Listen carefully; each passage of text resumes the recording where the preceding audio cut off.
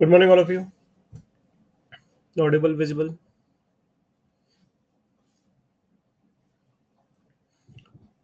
राधे राधे. सब बढ़िया हैं.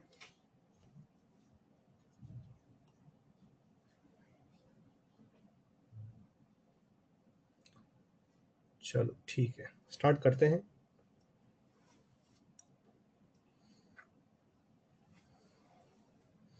शुरू करें.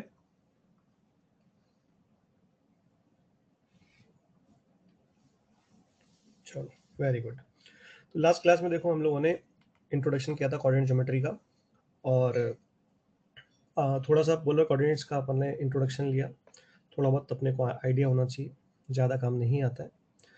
और now we are moving to again 2D coordinate geometry में कार्टेशियन रेक्टेंगुलर कार्टेशियन सिस्टम को अपन यूज़ करने वाले हैं. तो उसी में अपन लोगों ने कल अपन ने कुछ कॉन्वेक्स फिगर्स की बात करी थी. होपफुली सब लोगों ने एक बार नोट्स है ना अच्छे से पढ़ लिए होंगे. तो आई टॉक्ड अबाउट पैलोग्राम. फिर पैलोग्राम में I talked about rhombus, rectangle, और फिर square. Then we talked about trapezium. We talked about isosceles, or we say equilateral trapezium. We talked about little bit kite also, and cyclic quadrilateral. These all things we talked, and distance formula. So moving forward, let us see one result. This is a parallelogram.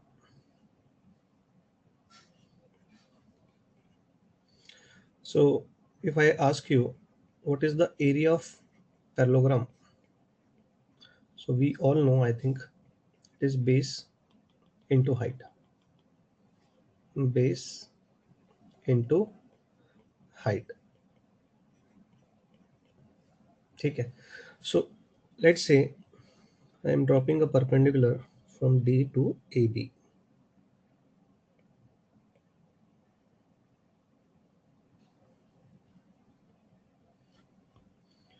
This is the height h.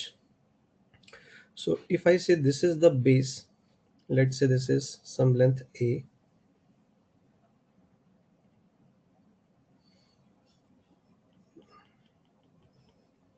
Let's say this is perpendicular p. This is some base a. So here in this figure we can say base is a and then height is p. Now let me add something new to this. ये angle मान लेते हैं theta है. So I think सब लोग agree करेंगे कि if I extend this side like this angle will also be theta. इसमें किसी को कोई दिक्कत है? ये दोनों एंगल बराबर होंगे. I think the lines AD and BC are parallel.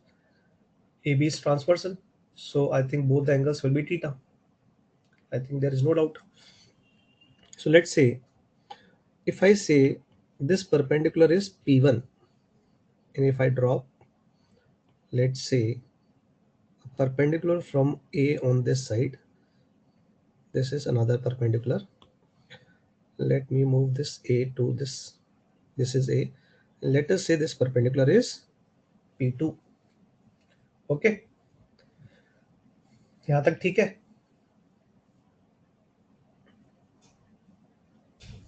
अब मैं इसको P1 लिख देता हूँ.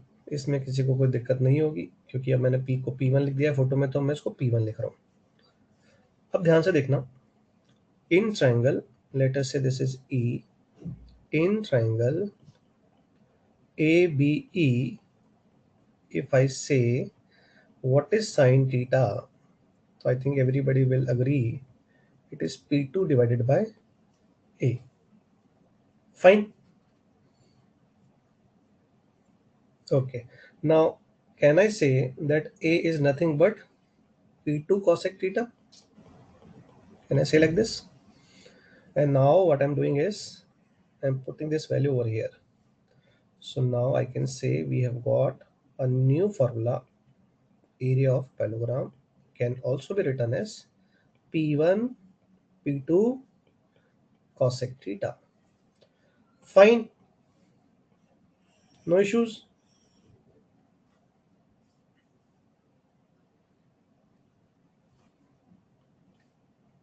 ये भी अपने को अब फ्यूचर के लिए याद रखना पड़ेगा. Area of parallelogram is base into height and now we have converted that using simple geometry to P1 P2 cosec theta. So you have to remember this also. ठीक है. चलो अब यहाँ पर अपन एक सिंपल सी बात बोल रहे हैं जो अपने को याद होनी चाहिए. If P1 becomes equal to P2 in parallelogram, then it becomes rhombus. So if I ask you something,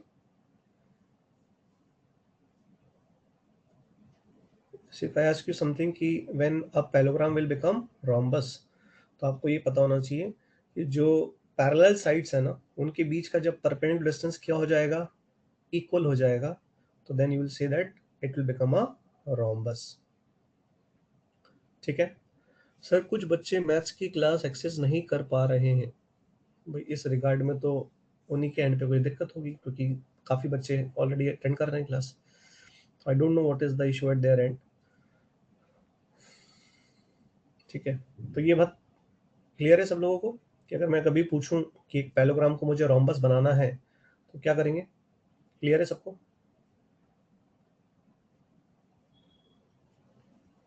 चलो आगे बढ़े. चलो now let us talk about collinearity of 3 points. What is collinearity. कि अगर आप 3 पॉइंट्स की कोलिनियरिटी की बात कर रहे हो तो इसका मतलब तीनों जो पॉइंट्स हैं वो एक लाइन में आ रहे होंगे. ठीक है क्या. क्लियर है क्या. तो यहाँ पर अपन कोलिनियरिटी के लिए है ना कंडीशंस आगे भी पढ़ेंगे. अभी के लिए जितना अपन लोगों ने पढ़ा है तो अपन ने भी डिस्टेंस फॉर्मूला पढ़ा है. सो डिस्टेंस फॉर्मूला के अकॉर्डिंगली अगर मैं जाऊँ तो यहाँ पर अपन क्या लिख सकते हैं. सोचो अगर मैं बोलूँ points A B C are collinear then क्या लिख सकते हैं बताओ. अगर मैं सिंपली तुमसे बोलूं कि 3 पॉइंट्स कोलिनियर हैं तो व्हाट यू विल राइट.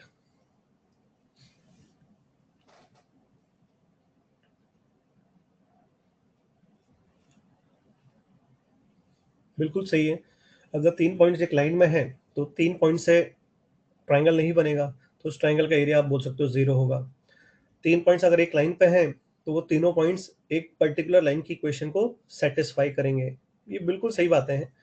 लेकिन मैं चाह रहा हूँ अभी अपन डिस्टेंस फॉर्मूला के अकॉर्डिंगली क्या बोल सकते हैं. अपन ने अभी तक डिस्टेंस फॉर्मूला ही पढ़ा है ना तो मैं उसके रिगार्ड में पूछना चाह रहा हूँ. ठीक है. I think you are getting what I am trying to से.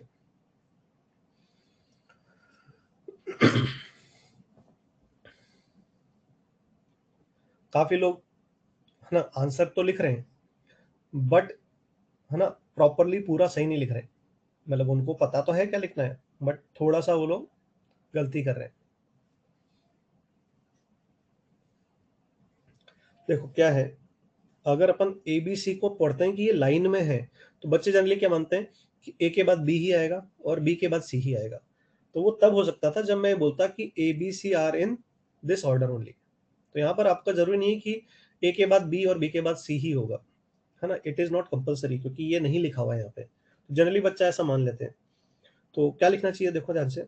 यहाँ पे लिखना चाहिए अपने को A B plus B C is A C. ये सही है बट जरूरी नहीं ना कि ए के बाद बी और बी के बाद सी ही होगा. तो और अपन क्या लिख सकते थे कि we can say that A C plus B C can be equal to A B also. और we can say that A C plus A B is equal to B C. इनमें से एक पक्का होगा. ये बात समझ में आई क्या.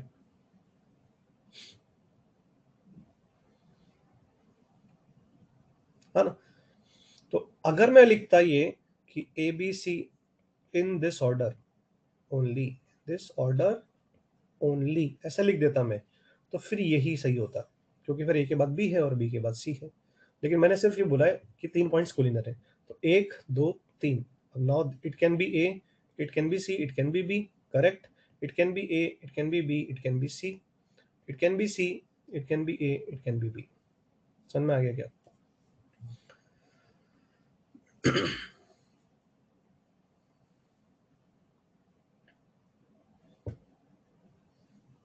ठीक है, आगे बढ़े।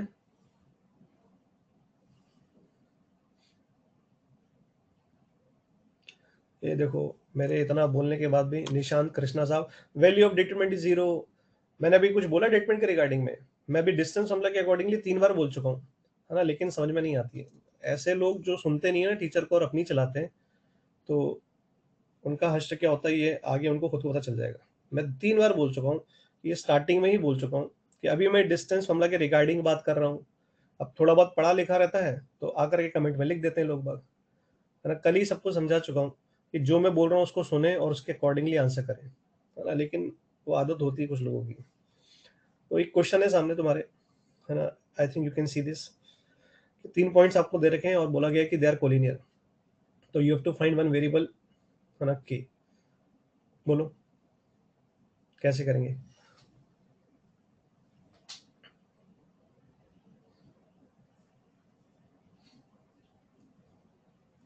वेरी सिंपल, अभी जो मैंने बात बोली अगर उसको तुमने सुना है तो आई थिंक यू कैन सी कि ये क्या लिखा हुआ है, प्लस साइन बीच में है, ये क्या लिखा हुआ है, तो ये क्या होना चाहिए अगर ये पॉइंट्स कोलिनियर बोले गए तो।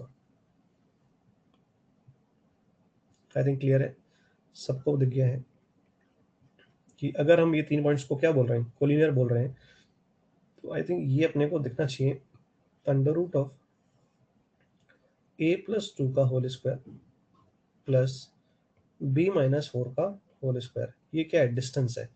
लेट मी से कि a point is -2, 4 and b point is a, b। So can you see ये a और b के बीच का डिस्टेंस है, ठीक है, ऐसा बोल सकते हैं। और इसी तरह से c पॉइंट को मैंने 2, 1 ले लिया, तो ये जो डिस्टेंस है ये अपना हो जाएगा यहाँ पे a-2 का होल स्क्वायर एंड b-1 का whole square. This is B C. तो अगर कोई हमको इनको कोलिनियर बोल रहा है तो अपन कह सकते हैं this is nothing but A B. So this is nothing but distance between A and B. तो आई थिंक 4 का स्क्वायर एंड 3 का स्क्वायर दिख रहा है, तो ये 5 के बराबर आ जाएगा, ठीक है। Sorry, this is A C, I have written it A B, this is A C, ठीक है। Sir some students are not able to attend the class, the link is not showing on the previous class. भाई मैं कुछ नहीं कर पाऊंगा इसमें तो कि उनके एंड पे क्या हो रहा है। Sanjana Saxena has raise the hand. हाँ बोलो भाई क्या दिक्कत है, मैं माइक ऑन करूँ Sanjana?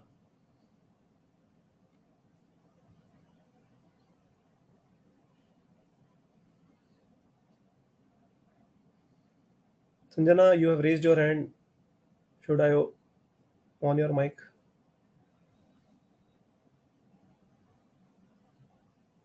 Okay, it was raised by mistake, okay.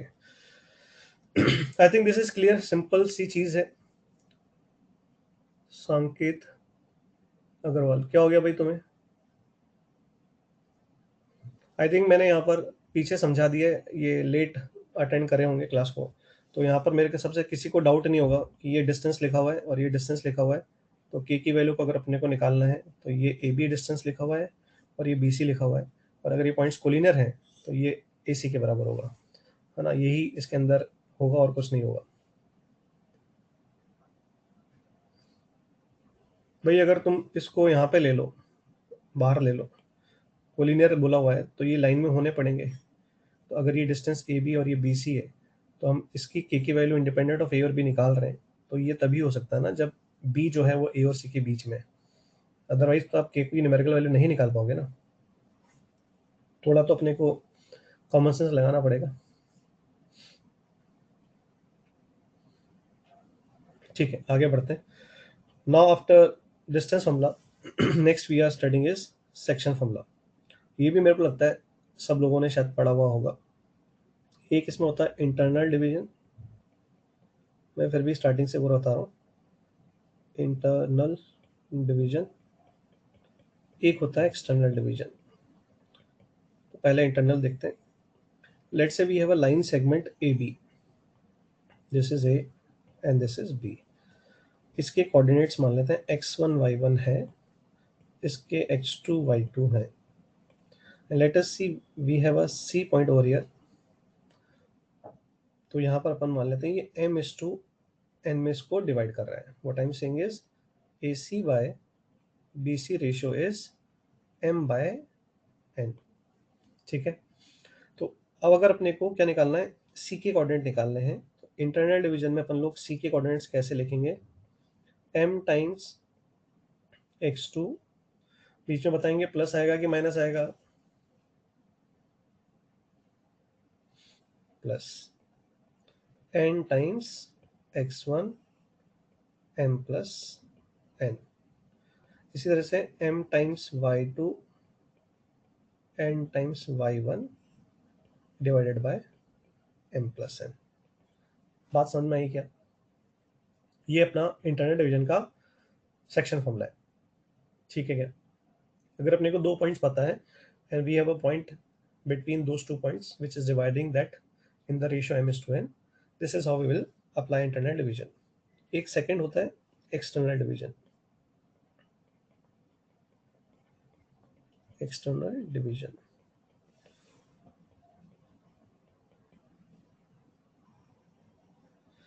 इसमें लेट्स से अगेन अपने पास एक लाइन सेगमेंट AB है. It is again x1 y1 and x2 y2. ठीक है. And now we are having the point which is outside AB. अब ये देखो B की तरफ भी हो सकता है, A की तरफ भी हो सकता है ना. ये A और B के बीच में नहीं होगा, ये A और B के बीच में नहीं होगा, है ना. या तो ये B की तरफ होगा या ये A की तरफ हो सकता है. Again what we are saying is AC by BC वही अपन लिख रहे हैं. ये m/n है, ये रेशियो है. मैं फिर दिखा रहा हूँ कि दिस इज रेशियो. तो this is m and this is n. समझ में आया क्या? सो यहाँ पर अपना जो C का कोऑर्डिनेट हो जाएगा एक्सटर्नल डिवीजन के लिए, वो हो जाता है m times x2 minus n times x1 upon m minus n. And similarly m times y2 minus n times y1 upon m minus n. ठीक है यहाँ तक?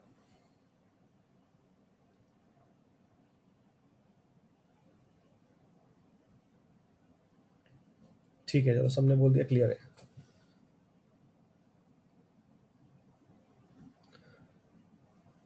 ऐसा है देखो, सामने अगर जो मैं बोल रहा हूँ और जो सामने मैं लिख रहा हूँ अगर वो देखना ही नहीं है और वो सुनना भी नहीं है, तो उसके बाद तुम बेकार में टाइम पास करने मत हो, है ना. जो एक दो स्टूडेंट है ना, क्या बोल रहा हूँ सबको समझ में आ रहा है. एक बच्चा ऐसा है जो हर बार कुछ ना कुछ लिखे जा रहा है. तो अगर नहीं दिख रहा है, समझ में नहीं आ रहा है, सामने सब लिखा हुआ है कि what is AC by BC, यहाँ लिखा हुआ है, यहाँ पर भी लिखा हुआ है. इफ यू कैन नॉट सी, है ना, तो please don't attend the class, है ना. अगर तुम आंख बंद करके पढ़ रहे हो तो डोंट अटेंड द क्लास, है ना. कोई तुम सोचोगे कि मैं कल ही सबको समझा चुका हूँ इसीलिए कल मैंने ज़्यादा पढ़ाया नहीं था. मैं सीधे, ज़्यादा कोई नाटक करेगा ना तो सीधे I will kick that out. Simple as that.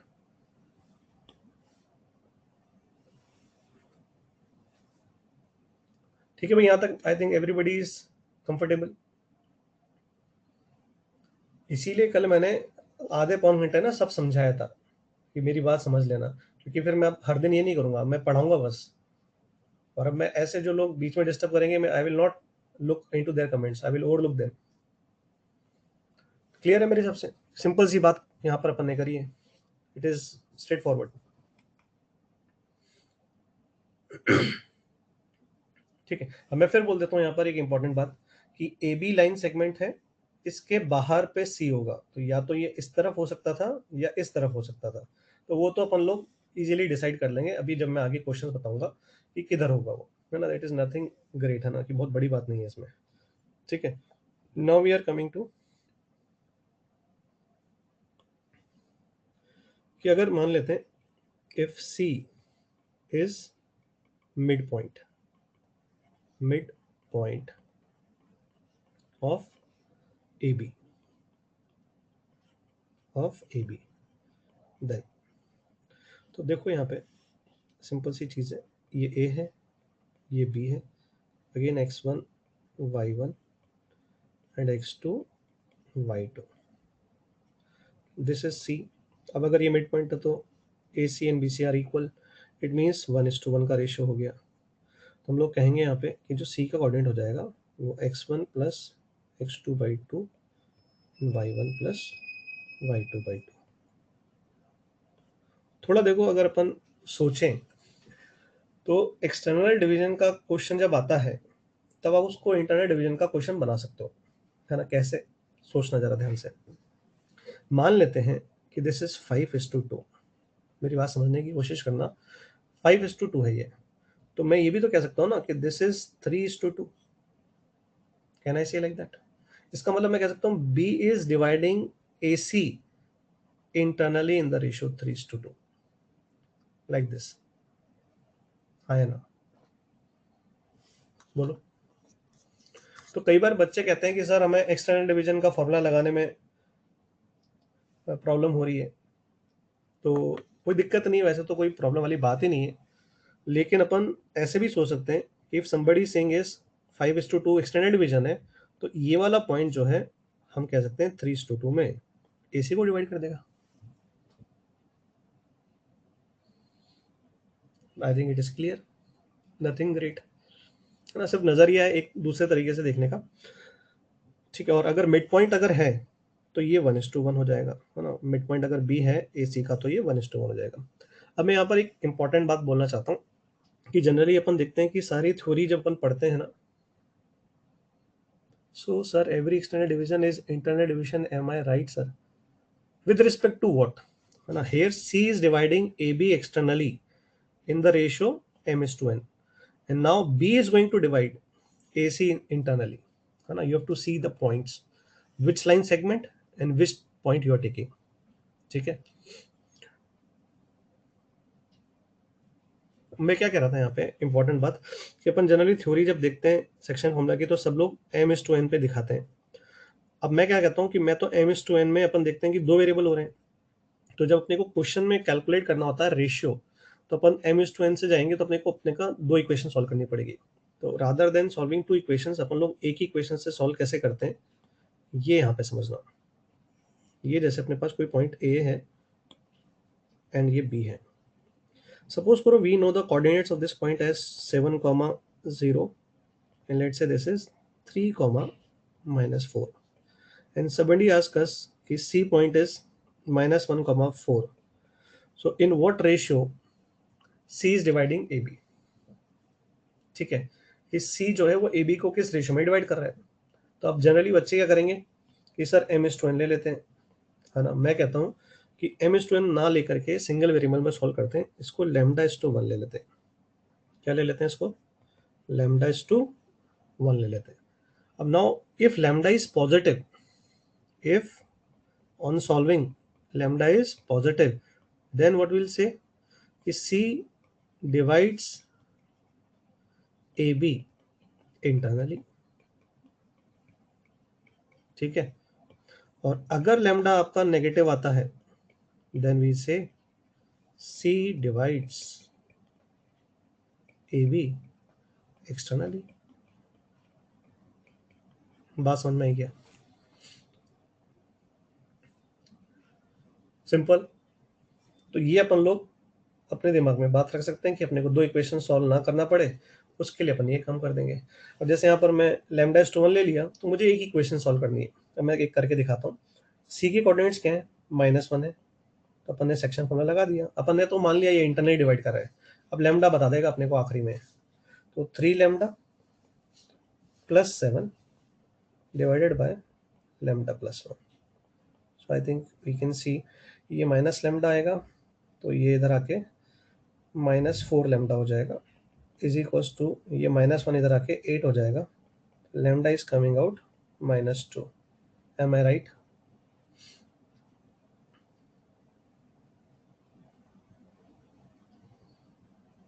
तो आई थिंक सबको समझ में आ चुका है कि सी पॉइंट जो हमने ए और बी के बीच में लिया है वो गलत लिया है।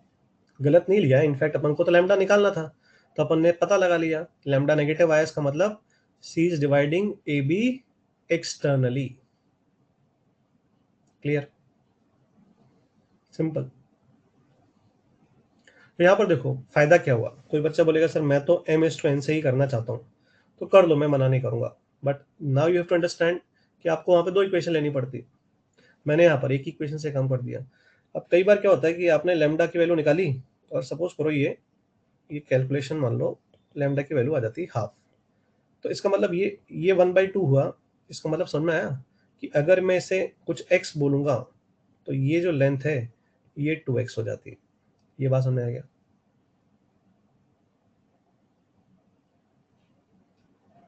आया ना?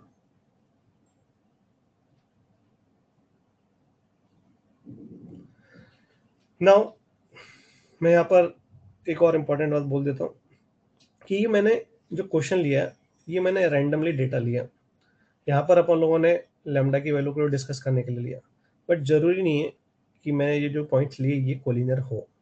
अपने को एग्जाम में जब पूछा जाएगा तो वो पॉइंट्स कोलिनियर होंगे, लेकिन यहाँ पर जो मैंने डेटा लिया है इसमें जरूरी नहीं है कि पॉइंट्स क्या हैं, कोलिनियर है।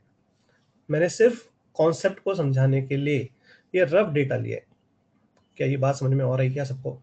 हो सकता है कोई स्टूडेंट अभी इसको चेक करे कि सर क्या ये कोलिनियर है, और हो सकता है वो कोलिनियर ना निकले। तो द थिंग इज कि मैं यहाँ पर ये जो ले रहा हूँ ये सिर्फ मैं ये कॉन्सेप्ट को समझाने के लिए कि to work how to work with only one variable. तो बात आई थिंक समझ रहे होंगे कि यहाँ पर काम क्या बताया जा रहा है। ठीक है, सो अगेन है ना, लेट अस से कि यहाँ पर मैं वापस से ऐसा करते हैं, पॉइंट्स को सिंपल ले लेते हैं ताकि कोलिनियर भी हो जाए। नहीं तो कुछ बच्चे इस बात को कमेंट में लिख देंगे कि सर ये कोलिनियर है कि नहीं, चेक तो करना पड़ेगा। तो एक बात करते हैं, कोलिनियर लेते हैं 7,0 है, इस पॉइंट को अपन ले लेते हैं 7,4 और इसको ले लेते हैं अपन 7,4 हो गया, और इसको ले लेते हैं अपन 7,-10 ले लेते हैं। ठीक है, अब ये कोलिनियर हो गया। ठीक है, तो अब ठीक है, अब लैम्डा इज टू 1 में डिसाइड करना है। तो इनफैक्ट तो इसको अगर मैं प्लॉट करूंगा तो और जल्दी दिख जाएगा, लेकिन कोई बात नहीं, अपन अभी लैम्डा निकाल के दिखा देते हैं। तो 7 lambda plus 7 upon lambda plus 1 is equals to 7। ठीक है, अब यहाँ पे क्या हो गया,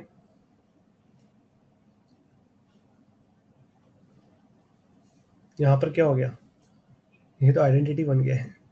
ये पॉइंट्स जो है ये तो ऑलरेडी कोलिनियर है।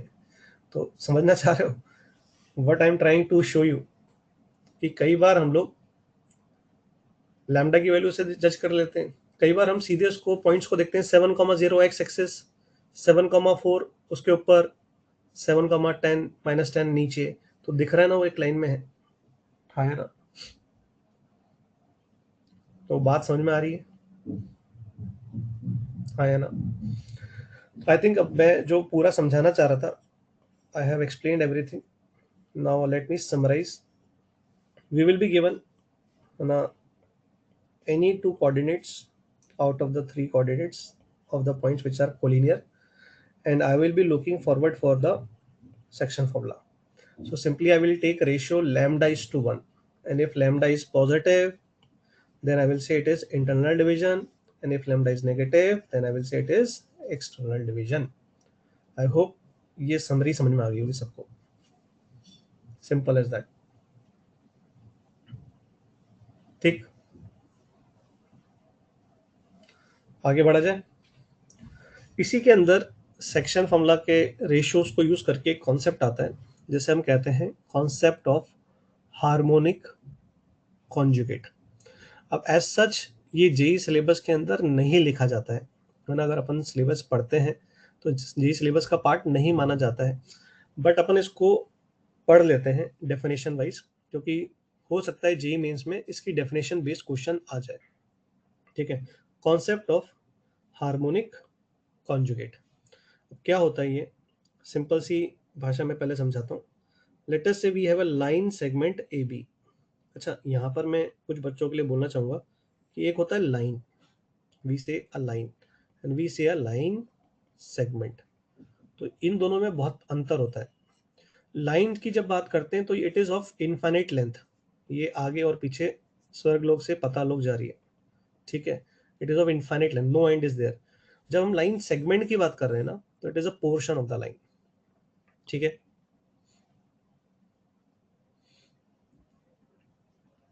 वन और two, one means okay and two means not okay.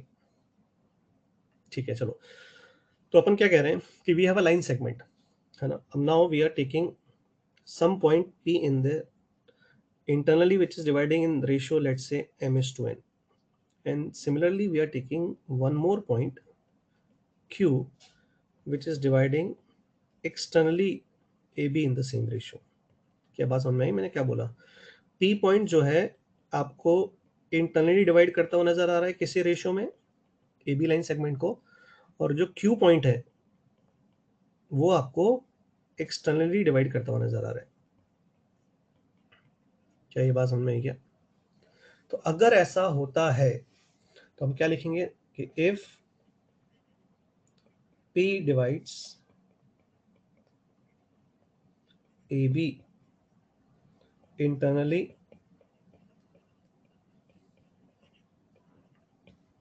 in the same ratio in which q divides ab externally, then we say p and q are harmonic conjugate of each other with respect to ab। ये इसकी definition होती है। क्या लिखा है देखो मैंने कि एक पॉइंट P है जो AB को इंटरनली किसी रेशियो में डिवाइड कर रहा है, और उसी रेशियो में एक पॉइंट Q है जो AB लाइन सेगमेंट को एक्सटर्नली डिवाइड कर रहे हैं। तो then we say that P and Q are harmonic conjugate of each other with respect to AB। समझ में आया क्या? Is it clear? तो देखो मैंने क्या कहा अभी कि एज सच ये जी सिलेबस में नहीं लिखा है। The purpose why I am taking this is कि अभी जी मेंस के जो पेपर होते हैं तो इतने सारे अटेम्प्ट्स होने लग गए, तीन तीन चार चार अटेम्प्ट्स हैं, और हर अटेम्प्ट में कम से कम 6 पेपर हो रहे हैं, है ना, morning evening morning evening morning evening. अब उसमें क्या होता है, कई बार आप रैंडमली पेपर बनाने वाले जब क्वेश्चन को पिक कर लेते हैं तो कई बार वो लोग देखते नहीं है कि ये सिलेबस का पार्ट है कि नहीं है, एंड दे सी कि ये छोटा सा सेक्शन फॉर्मूला बेस्ड क्वेश्चन है तो वो उसको रख देते हैं। अब जनरली बच्चे को अगर पता है तब तो वो कर ही लेता है क्योंकि सिंपल फॉर्मूला बेस्ड है, लेकिन अगर मान लो किसी स्टूडेंट ने ये सुना ही नहीं है वर्ड, तो वो हो सकता है कि उसके सिंपल से क्वेश्चन को छोड़ दे वहाँ पे, है ना, और उसका बेकार में 4 नंबर मतलब लूज हो जाए वहाँ पे। तो इसलिए मैंने इसको समझाया है। अब यही चीज को अपन मैथमेटिकली लिखें तो क्या मतलब निकलता है इसका? इसका मतलब निकलता है दैट इज, अगर हम इसको इंटरनल डिवीजन एक्सटर्नल डिवीजन की डेफिनेशन को यहाँ अप्लाई करें तो ये निकलता है कि ए पी, ध्यान से देखना, ये अपना सेगमेंट था ए बी, इसने इंटरनली डिवाइड किया, इसने एक्सटर्नली डिवाइड किया, तो हमने ए को पकड़ा तो हमने बोला ए पी, फिर A B and then A Q. ध्यान से देखेंगे, A P A B and A Q, तो A P A B and A Q they are in H P. I think सबको एच पी का मतलब पता है। A P A B and A Q are in H P. I think अब H P की condition अगर अपन लगा देंगे हार्मोनिक प्रोग्रेशन की तो we will get the desired result. क्या अपन लगा सकते हैं? A B C are in H P, तो आई थिंक सबको पता होगा कि A B can be written as 2 times A P into A Q divided by A P plus A Q. ठीक, और देखो मैं तो ऐसे पढ़ता हूँ एपी को, एचपी जब पढ़ाता हूँ मैं तो मैं सीधे बोलता हूँ कि एचपी कुछ होता ही नहीं। एचपी को ये टर्म्स को उल्टा कर दो तो वो आपका एपी होता है, बस इतना सा डेफिनेशन है। एचपी का मतलब यही है कि एचपी कुछ है ही नहीं। एचपी के टर्म्स को उल्टा करते हैं तो वो एपी होता है, और सारे क्वेश्चन इस सिंपल सी लाइन से बन जाते हैं एचपी के। क्लियर? आगे बढ़ा जाए, अगर किसी को कोई दिक्कत ना हो तो।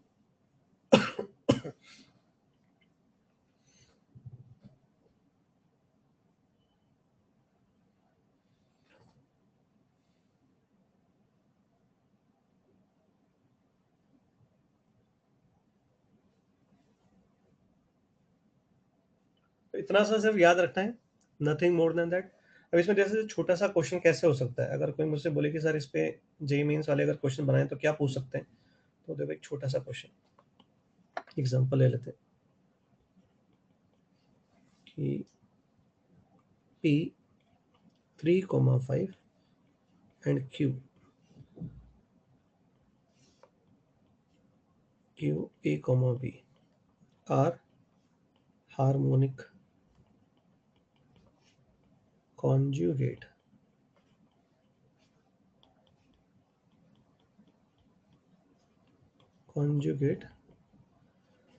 with respect to AB, where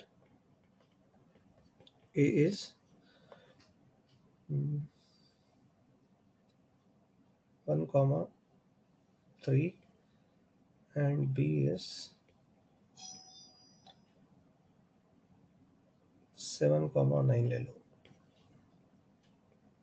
एक सेकेंड वापस से 1,3 7,9 और 3, ठीक है, हो जाएगा।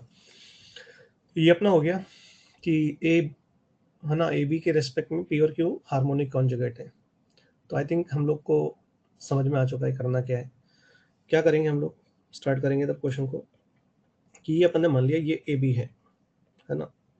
अब सबसे पहले अपन क्या करें कि लेट अस डिसाइड कि जो ये पॉइंट अपना कौन सा पी है, ये इसको इंटरनली डिवाइड कर रहा है कि एक्सटर्नली डिवाइड करना है।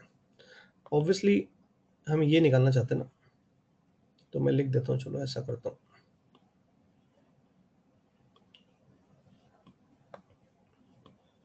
फाइंड ए प्लस बी, ये लो, ठीक है ना। There is only one unknown over there, तो मुझे ए और बी की वैल्यू निकालनी है, यानी क्यू के कोऑर्डिनेट्स निकालने हैं। तो ध्यान से देखो, सबसे पहले क्या करेंगे अपन कि ये डिसाइड करेंगे कि भाई पी जो है वो इंटरनली डिवाइड कर रहा है या एक्सटर्नली डिवाइड कर रहा है। पहले तो ये डिसाइड करना पड़ेगा।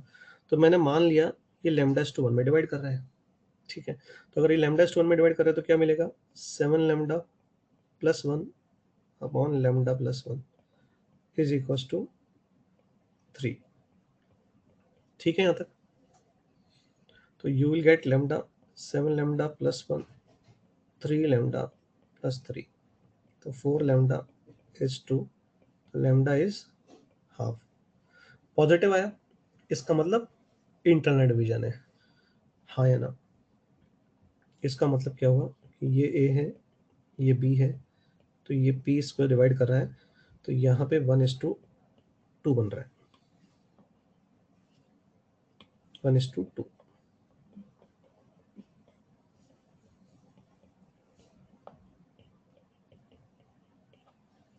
ठीक है क्या? अब मैं तुमसे सिंपल सी बात पूछता हूँ, क्या तुम 1:2 एक्सटर्नली वाला पॉइंट निकाल सकते हो क्या, जो ए बी को 1:2 में एक्सटर्नली डिवाइड कर रहा हूँ? Can you find that? मैं इतना सा पूछ रहा हूँ, बस निकाल दो, वही क्यू है। तुमने पी पता लगा लिया कि वो इंटरनली है,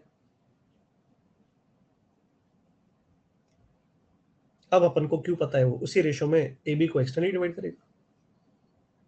तो फॉर्मूला लगाओ और मुझे क्यू बताओ, सॉल्व करके बताओ।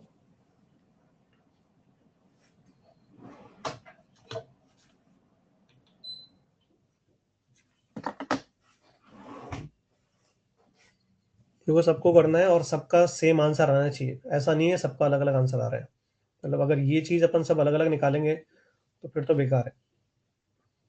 अगर ये इसका आंसर सब लोग अलग अलग निकालें तो फिर तो सब बेकार है।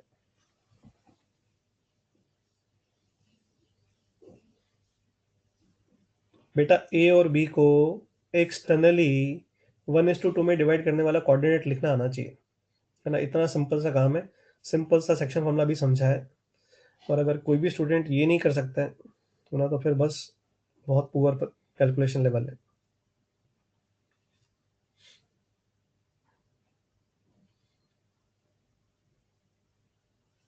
देखो अभी कई लोगों के अलग अलग आंसर आ रहे हैं।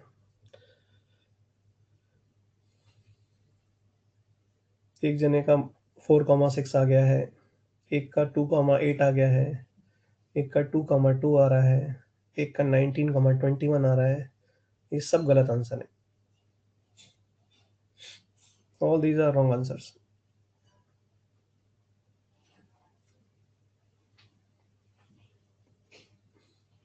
And very bad.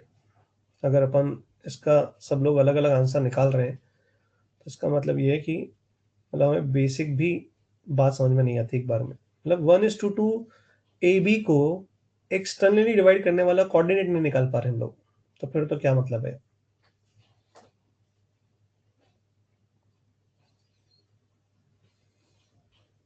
अच्छा एक चीज बताओ, जो आपका क्यू पॉइंट होगा, जो इसको एक्सटर्नली 1:2 में डिवाइड करेगा, वो बी की तरफ होगा या ए की तरफ होगा? क्योंकि वो बाहर होगा, तो वो बी के करीब होगा या ए के करीब होगा?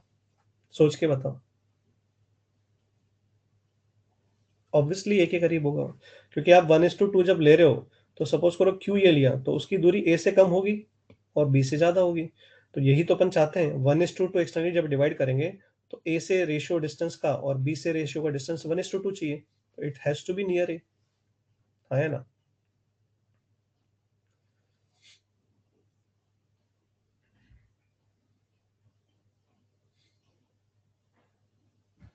तो अगर इतना समझ में आया है बच्चों, तो ये समझ में आ गया ना क्यों यहाँ पर है। इसका मतलब this is 1 and this is 2। अब लगा दो यार एक्सटर्नल डिवीजन का formula.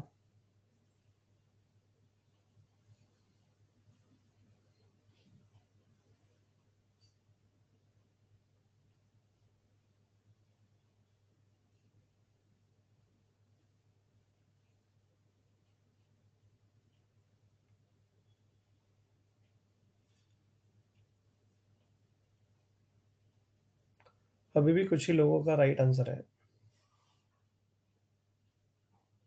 I can not understand कि क्या हो रहा है।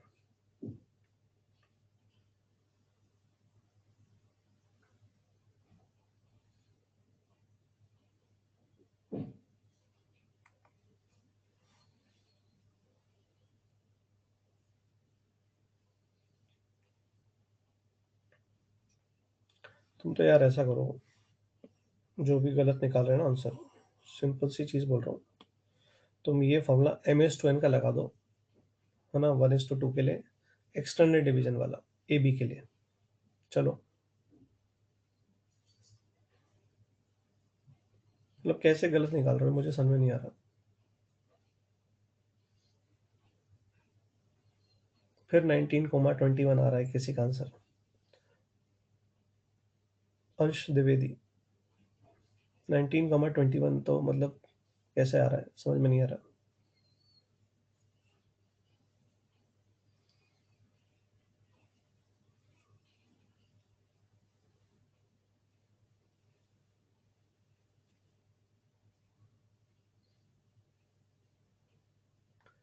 जितना मैंने, अभी वापस बोल देता हूँ मैं, ए बी को 1:2 में एक्सटर्नली डिवाइड करने के लिए कोऑर्डिनेट क्या होगा बता दो। MS2N का फॉर्मूला लगाते हैं ना अपन, जो ये अपन ने भी पीछे पढ़ा था, यहाँ पे ये फॉर्मूला लगा दो। ये ए है, ये अपने को बी पता है, और 1:2 में एक्सटर्नली डिवाइड करने के लिए ये फॉर्मूला लगाओ और बताओ क्या आ रहा है।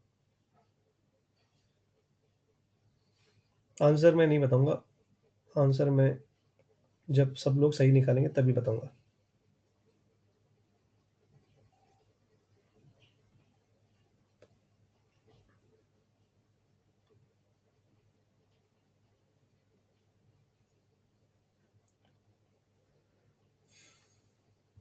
अभी कुछ लोगों का मतलब पहले गलत आ रहा था, उनका अब सही हो गया है, लेकिन अभी भी कई लोग गलत निकाल रहे हैं। वो सुन ही नहीं रहे ना, एक्चुअली जिनको सुनने की आदत ही नहीं है ना, वो लोग ही सफ़र करते हैं। अभी सिंपल सी बात बोल रहा हूँ, 1:2 में ए और बी को एक्सटर्नली डिवाइड करने के कोऑर्डिनेट लिखने हैं, सिंपल एज दैट। और जो इंसान अगर ये भी नहीं सुन के कर पा रहा है तो कैपेबिलिटी बहुत मतलब बेकार है उस बच्चे की।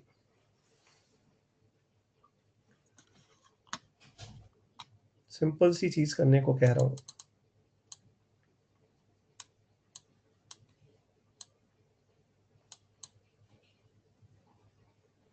नाइनटीन कॉमा 21 तो पता नहीं कैसे आंसर निकाल रहे हैं लोग बाग, और कितना कहने के बाद भी कैलकुलेशन नहीं चेक कर पा रहे अपनी, क्या गलती हो रही है।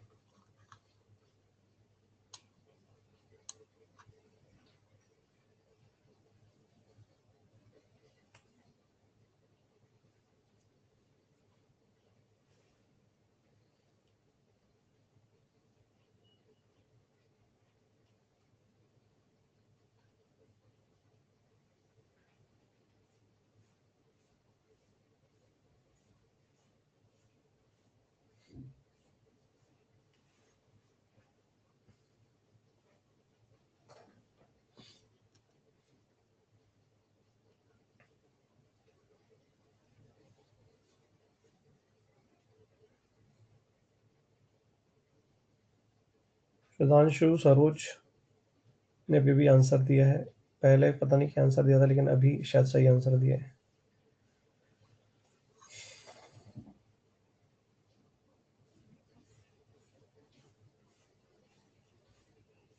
-2,0 इज नॉट करेक्ट आंसर।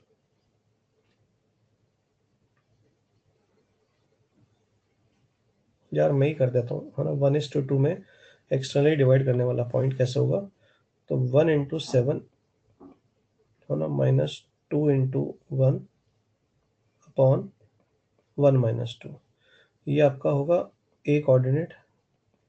और 1 × 9 -2 × 3 अपॉन 1 - 2, ये बी होगा। तो ये हो गया आपका -5 और ये हो गया आपका -3। इतना सा काम लोगों से नहीं हो रहा है। आई एम रियली सरप्राइज्ड कि m/n में एक्सटर्नली डिवाइड करने वाला कोऑर्डिनेट पब्लिक नहीं लिखा पा रही है। -5, -1 आंसर आ रहा है, एक 13/3, 5 आंसर आ रहा है, एक 1, -1 आ रहा है, एक भाई साहब 19, 21 निकाल रहे हैं। पता नहीं क्या हो रहा है ना, किस तरह से सॉल्व कर रहे हैं। कुछ बच्चों ने 30 से 40% लोगों ने ये आंसर दिया है, बाकी लोगों ने पता नहीं क्या कर रखा है ना, क्या वो लोग कर रहे हैं, है ना, वो लोग जाने। ठीक है, आगे बढ़ा जाए। ठीक है, moving forward. I think simple सी चीज़ थी, इतना टाइम नहीं लगना चाहिए था, बट एनीवेज ठीक है। Now we are coming to special points. Special points in a triangle.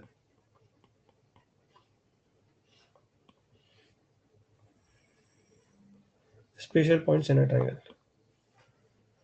ठीक है, देखो क्या है कि जब हम ट्राइंगल की बात करते हैं तो 3 पॉइंट से ट्राइंगल तभी बन सकता है जब तीनों पॉइंट कोलिनियर ना हो।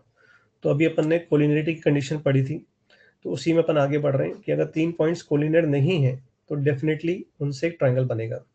अब हम स्पेशल पॉइंट्स की जो बात कर रहे हैं उनका डायरेक्टली सेक्शन फॉर्मूला से रिलेशन है। तो कुछ बेसिक 8, 9, 10 की ज्योमेट्री की मैं यहाँ बात करूंगा। जैसे सबसे पहले अपन बात कर रहे हैं, देयर इज अ ट्राइंगल। ठीक है, let's say A B C triangle है। ये x1 y1 है, इसके कोऑर्डिनेट्स, ये x2 y2 है और ये x3 y3 है। Let's say this is A, this is B, and this is C. So first we are talking about, let's say, centroid. Centroid. Generally अगर ट्राइंगल में G use नहीं हुआ है तो सेंट्रॉइड के लिए भी यूज G, ऐसा जनरली देखा गया है। तो क्या मैं सेंट्रॉइड का डेफिनेशन जानता हूँ, तो it is the point of intersection of the medians of the triangle. क्या ये सबको पता है? 1 और 2। ठीक है, so I think the point of concurrency of the medians of triangle. This delta is used for triangle. The point of concurrency of the medians of the triangle is called centroid. ठीक है, तो basically ये median अपन ने बनाया, let's say कि ये m पे मिला, तो ये इसको इक्वली डिवाइड करता है। सो इसका मतलब m के कोऑर्डिनेट्स हम लोग सेक्शन फॉर्मूला से आई थिंक लिख देंगे। Everybody can write this is x2 plus x3/2 and y2 plus y3/2। Fine, इसमें तो किसी को कोई दिक्कत नहीं होगी। अब नाउ यहाँ पर अपना जो सेंट्रोइड होगा इसी पे लाई करेगा ना, मीडियन पे, तो let's say this is centroid G. I hope कुछ मैं बातें जो बोल रहा हूँ सब लोग समझ सकते हैं। एक तो triangle area of triangle ABM, इसका area will be exactly same as the area of triangle AMC, है ना। ये तो मैं ओवरली दिखा सकता हूँ कि अगर अपन यहाँ पे एक परपेंडिकुलर डालेंगे तो लेट्स से इसकी लेंथ P है, तो BM की जो बेस है और MC का जो बेस है दोनों सेम है। तो ये अगर बेस की लेंथ सेम है तो परपेंडिकुलर जब ड्रॉप कर रहे हैं दोनों पे तो उसकी लेंथ भी P ही है, तो obviously half base into height लगाएंगे तो एरिया सेम ही आएगा। फाइन, तो आई थिंक इसमें कोई दिक्कत नहीं है। तो अगर ये अपना सेंट्रॉइड है तो ये मीडियन को 2:1 में डिवाइड करता है। इसका मतलब what I am trying to say is AG/GM, this ratio is 2:1, and I think this is also known to us। तो अगर ये मुझे पता है तो फिर से क्या मैं सेक्शन फॉर्मूला लगा सकता हूँ AGM पे। तो आई थिंक A पता है, x1 y1 है, G पता लगाना है, M पता चल चुका है, x2 plus x3/2 and similarly y2 plus y3/2।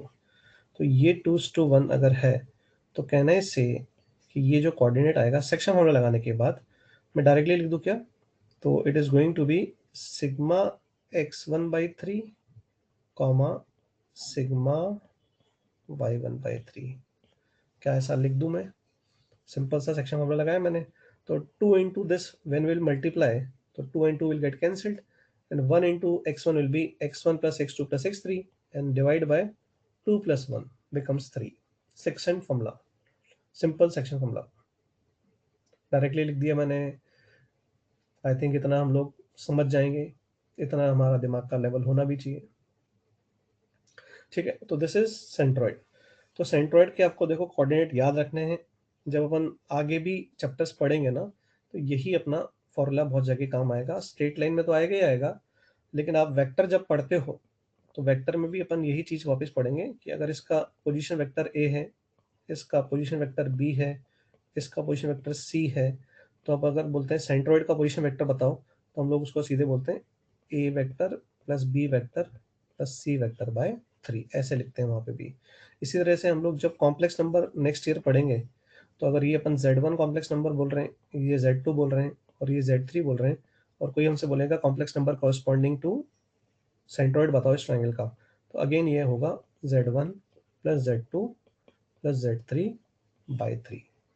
ये अपना सेम लगेगा फॉर्मूला। बट यहाँ पर 2D में अपन लोग x और y को अलग अलग डिनोट कर रहे हैं, तो sigma x1/3 and sigma y1/3। Clear है क्या?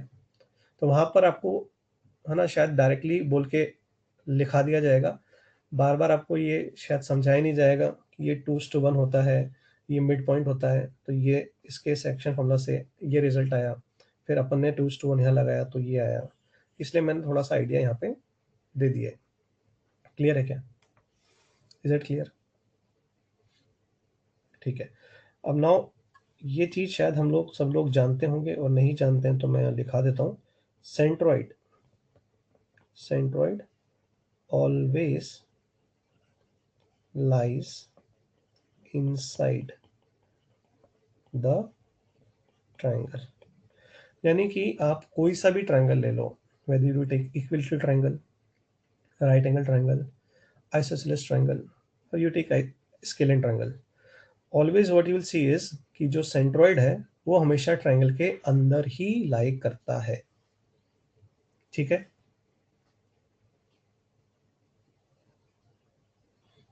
Hello,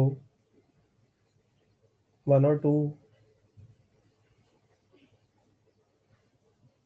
this is the property of centroid, अगर किसी को पता नहीं है तो मैंने लिखा दिया है।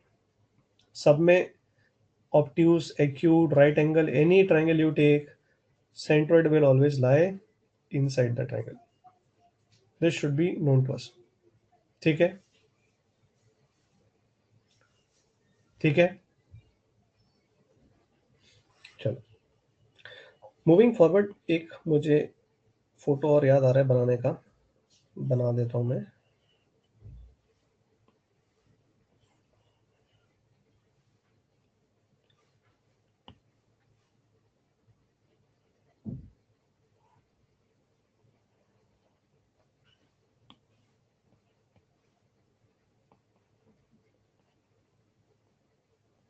जी को मैं सेंट्रॉइड डिनोट कर रहा हूँ जैसे मैंने ऊपर लिखा है।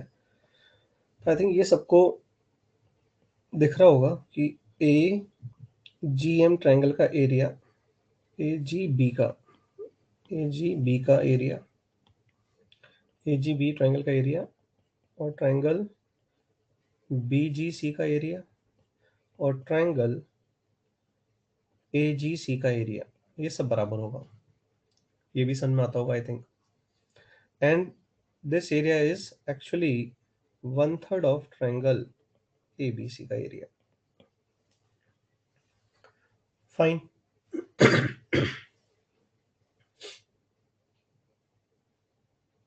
ठीक है, अब देखो थोड़ा सा और आगे बढ़ते हैं। सपोज करो somebody gives you an exam triangle ABC and then they give you the coordinates of ABC also।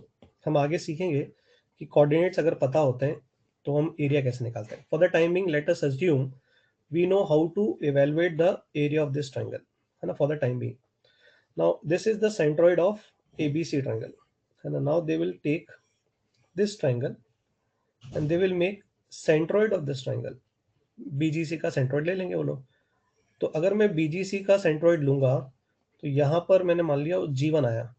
अब they will ask you B G and G1 triangle का एरिया। तो क्या तुम्हें ये समझ में आ रहा है कि जब तुम इसमें सेंट्रोइड लोगे इस ट्राइंगल का, तो ये इस वाले ट्राइंगल का वो वाला जो एरिया बनेगा वो 1/3 होगा। यानी what I am saying is if I take G1 and ask you B G G1 का एरिया बताओ, तो तुम बोलोगे सर 1/3 ऑफ BGC का एरिया। एंड BGC का area is already 1/3 of triangle ABC। तो are you getting my point? It is going to be 1/9 of triangle ABC का एरिया। डन, समझ में आ गया? तो ऐसे वो घुमा फिरा के पॉइंट्स को जी ना दे के एग्जाम में बेवकूफ बनाने के लिए इनडायरेक्टली सेंट्रोइड को स्पेल आउट कर देंगे, बोलेंगे नहीं सेंट्रोइड है, वो तो इनडायरेक्टली आपको ऐसा डेटा देंगे कि आपको समझ में आ जाएगा कि वो सेंट्रोइड है। ठीक है, जनरली मेरा क्या तरीका रहता है कि अगर कभी भी मेरे पास कोऑर्डिनेट ज्योमेट्री में क्वेश्चन आता है ना, तो अगर मेरे पास तीनों कोऑर्डिनेट्स पता है ट्राइंगल के, तो मैं हमेशा ट्राइंगल का नेचर चेक करता हूँ।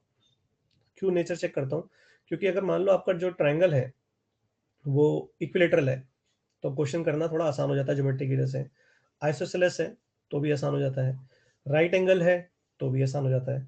और अगर इन तीनों में से कुछ भी नहीं है, जनरल ट्राइंगल है, तो फिर अपने को थोड़ा मेहनत ज़्यादा करना पड़ता है।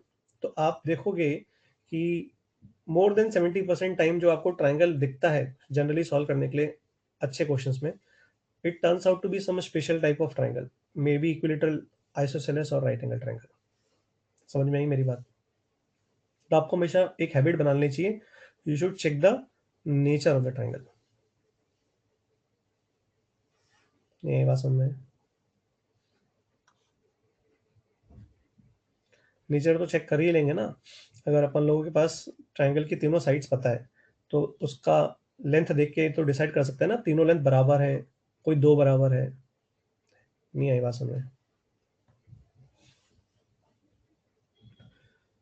ठीक है, मूविंग फॉरवर्ड, ये था अपना सेंट्रोइड। नेक्स्ट पॉइंट जो हम स्पेशल पॉइंट में पढ़ने वाले हैं that is in centre. In centre को हम लोग जनरली अगर ट्रायंगल में आई यूज नहीं हुआ है तो हम आई से डिनोट कर देते हैं। What is this? It is the point of concurrency of three internal angle bisectors of triangle। क्या इन सेंटर के बारे में हम ये इंट्रोडक्शन जानते हैं कि एंगल बाइसेक्टर्स का जो इंटरसेक्शन पॉइंट होता है उसे इन सेंटर कहते हैं। एसओटी में आई थिंक काफ़ी यूज में आता है incentre. Small R capital R की प्रॉपर्टीज को काफ़ी हमने कोरिलेट करके पढ़ा है। Hopefully nothing new.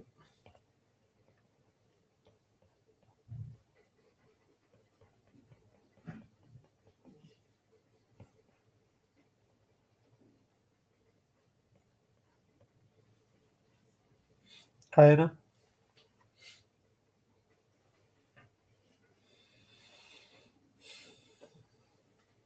हाँ भाई, this is C, this is B, this is A, general notation of triangle. तो आई थिंक वी नो अगर ए डी एंगल बाइसेक्टर है तो we know that B D by D C is nothing but C by B. क्या ये भी हम लोग जानते हैं?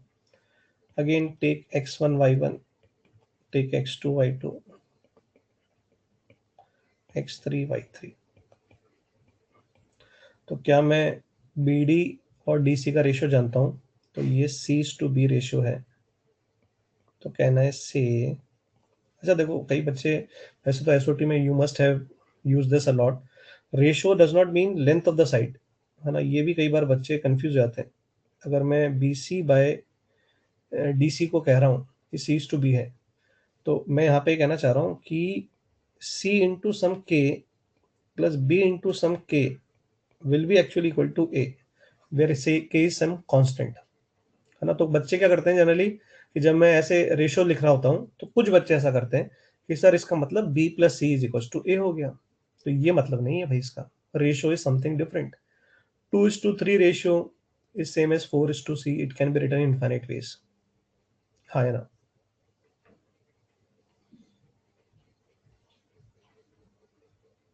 तो ये थोड़ा सा मैंने, है ना, बता दिया है क्योंकि कुछ लोग ऐसा कर देते हैं।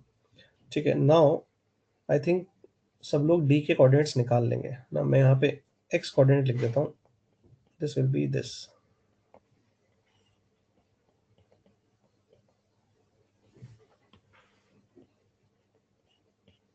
ऐसे ही वाई होगा। अब ऐसे में जब डैश करके छोड़ रहा हूँ तो ये मैं मान रहा हूँ कि हम इस x3 की जगह y3 और इसकी जगह y2 हम लिख लेंगे, है ना? ऐसा मैं मान रहा हूँ कि इतना अपन लोग समझ गए हैं, है ना? ठीक है, तो अब मैं क्या कह रहा हूँ कि ये भी अपने को साथ में पता होना चाहिए कि जो ए आई है और जो आई डी है वो रेशियो क्या होता है। तो ध्यान में रखना इसको, ए आई अपन आई डी इज, तो ये एंगल बाइसेक्टर किसका है? ए का। तो इसके आजू बाजू क्या दिख रहा है? B and C. तो this becomes B plus C is to A, ये रेशियो होगा। Measuring from the vertex of the triangle, moving away from it towards the angle bisector. इस तरह से याद रखना है इसको। ऐसा मैं क्यों कह रहा हूँ? क्योंकि जैसे ही मैं बच्चों से ये पूछता हूँ कि मान लो ये यहाँ पे ई पे मिल रहा है और मैं फिर बच्चों से बोलता हूँ मुझे चलो ये बताओ आई ई अपॉन बी आई बताओ, तो फिर बच्चे क्या करते हैं, रट्टा मारा हुआ होता है। तो सर ये आपकी साइड क्या है? ए है, ये सी है, सामने वाला बी है, तो सीधे बोल देंगे A plus C is to B. गलत हो गया, क्योंकि ध्यान से देखो यहाँ पे मैंने वर्टेक्स से लिया है रेशियो और इसको मैं ऐसे याद रखने के लिए बोल रहा हूँ, जबकि यहाँ पे वर्टेक्स वाला नीचे है। तो आई थिंक सबको दिख गया होगा, this will be B upon A plus C. समझ में आ गया?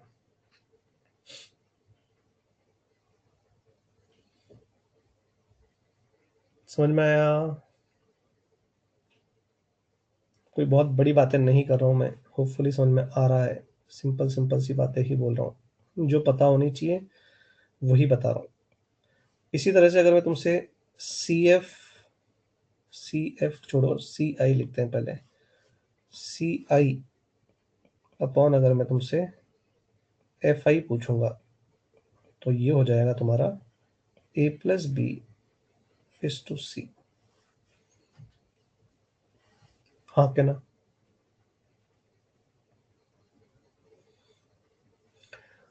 चलो ठीक है।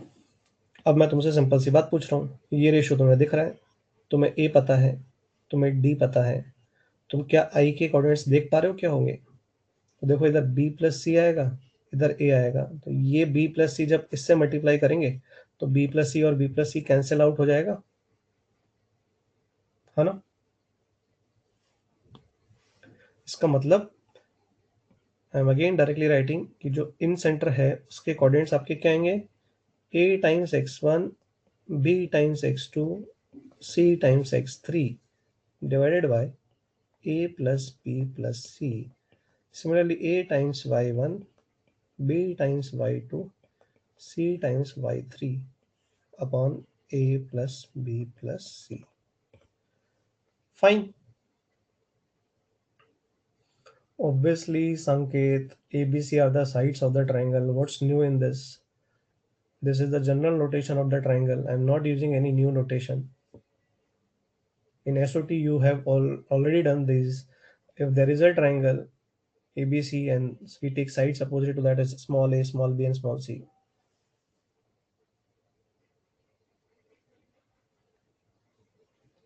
So, in center के भी coordinates हम लोगों ने निकाल लिए हैं, and we have to remember this. ठीक है?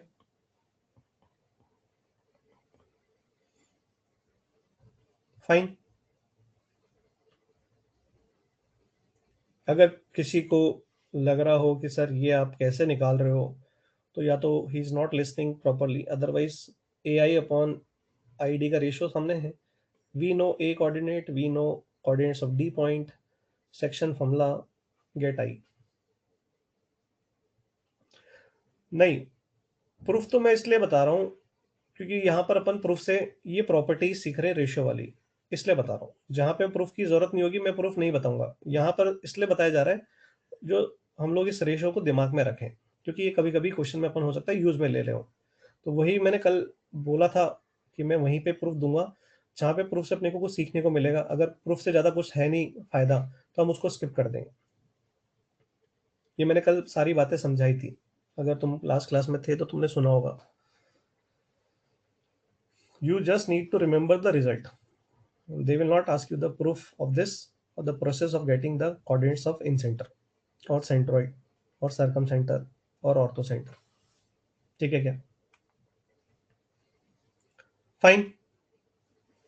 Now again, incentre always lies inside the triangle। यहां पर भी कोई सा भी ट्रायंगल हो, whether you take acute, obtuse, equilateral, right angle, isosceles, you take any, incentre is going to be always inside the triangle. ठीक है क्या? अच्छा, यहाँ पर मुझे एक चीज याद आई जो मैं देखता हूँ कि कई बच्चे एग्जाम में ना मिस करते हैं या फिर गड़बड़ कर देते हैं, कि अगर मैं कोई ट्रायंगल को आइसोसेलेस कहता हूँ तो what you understand by isosceles triangle? अगर मैं किसी ट्रायंगल को आइसोसेलेस बोलता हूँ तो इसका मतलब क्या हुआ?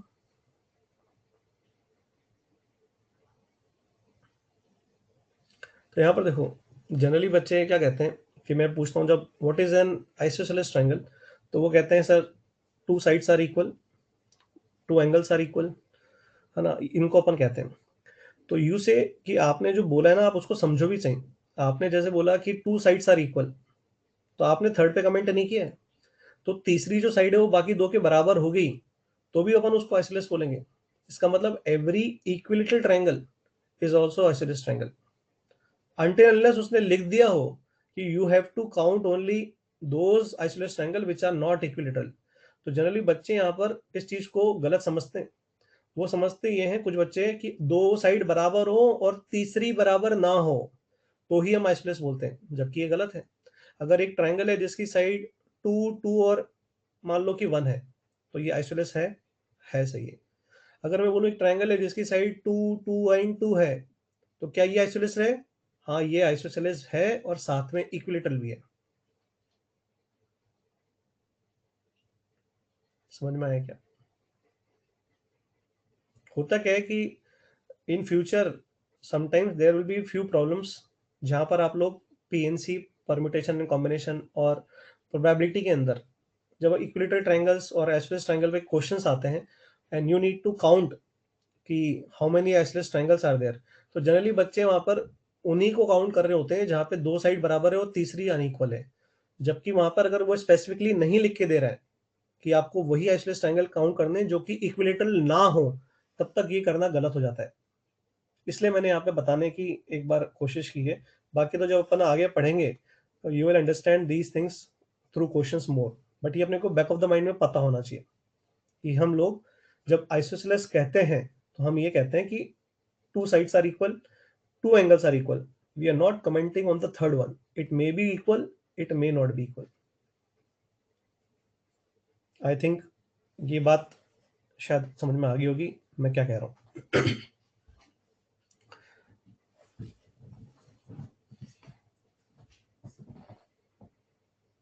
ठीक है, आगे बढ़ा जाए।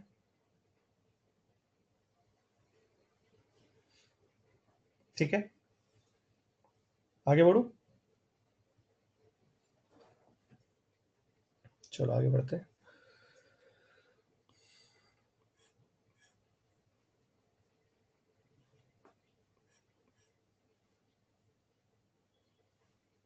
नाउ आप लोग एसओटी पढ़ के आए हो अभी, तो आप लोगों ने एक्सेंटर्स भी पढ़े होंगे। एक्सेंटर्स ऑफ ट्रायंगल। एक्सेंटर्स क्यों बोला?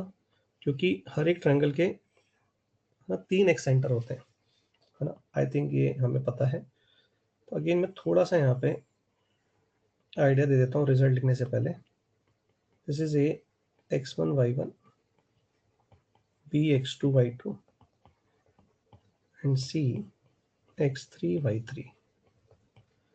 ठीक है, this is again c b and this is a only. ठीक है, नाउ एक अपना एक सेंटर a वर्टेक्स के सामने आता है, इसको हम लोग I1 बोल रहे हैं। जस्ट एक रिकैप दे रहा हूँ, वैसे तो हम लोग पढ़ के आए एसओटी में। ये अपना होता है internal angle bisector of angle A, और यहाँ पे आप बी और सी का एक्सटर्नल एंगल बाइसेक्टर लेते हो, बी एंड सी का, and then you get this point I1। ठीक है, आई थिंक सबको पता होगा कि ए का तो इंटरनल ले रहे हैं एंड इन दोनों का एक्सटर्नल ले रहे हैं। क्या ये बात हमें पता है कि I1 कैसे बनता है? ये ऑब्वियसली ट्रायंगल के बाहर ही होता है, तो इसमें कोई डिस्कशन वाली बात ही नहीं है। ए का तो इंटरनल, सामने वाले वर्टेक्स का इंटरनल और आजू बाजू वालों का एक्सटर्नल, तो इससे जो इंटरसेक्शन से पॉइंट बनता है वो एक्स सेंटर होता है। तो ये I1 है। इसी तरह से आई सपोज I2 आप लोग इधर बनाते होंगे और आप लोग I3 यहाँ बनाते होंगे। ठीक है ना। एक सेंट्रल ट्रायंगल भी आपने पढ़ा होगा, I1 I2 I3 को ज्वाइन करके जो ट्रायंगल बनता है उसको एक सेंट्रल ट्रायंगल कह दिया जाता है। ठीक है, ठीक है। तो अब मैं मेन बात जो बताने वाला हूँ यहाँ पे वो ये है कि अभी अपन ने आई की बात करी थी, यहाँ पे अपन ने डी मार्क किया था पीछे। अगर अपन ध्यान से देख रहे थे तो फोटो को, तो यहाँ पर अपन ने क्या कहा था कि ए आई अपॉन आई डी का रेशियो क्या था? तो अपन ने कहा था B+C/A। ठीक है, इसी तरह से अगर आप AI1/I1D की बात करोगे तो ये भी क्या आएगा? B+C/A। तो क्या कुछ मेरी बात समझ में आई? मैं क्या हिंट देना चाह रहा हूँ?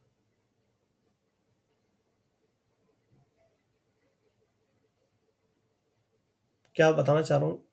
जरा फटाफट बताओ। वेरी गुड वंश, हार्दिक, हर हरुदीप। समझ गए तुम लोग? अभी अपन ने कॉन्सेप्ट पढ़ा था, स्ट्राइक कर गया। कौन से कॉन्सेप्ट की बात हो रही है यहाँ पे? आई ने एडी को इंटरनली जिस रेशियो में डिवाइड किया, I1 ने एडी को उसी रेशियो में एक्सटर्नली डिवाइड कर दिया। इसका मतलब A I, A D, AI1 are in HP। बोलो हाँ या ना।